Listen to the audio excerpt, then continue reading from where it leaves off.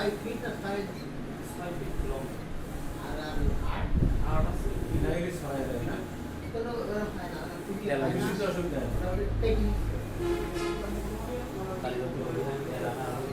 এরকম technical inside করতে পারি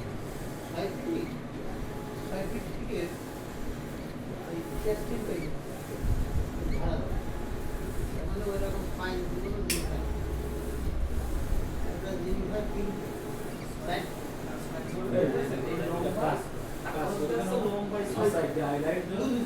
এরা আর এই স্টিকার করবে তোমাদের পাপড়ি দেবে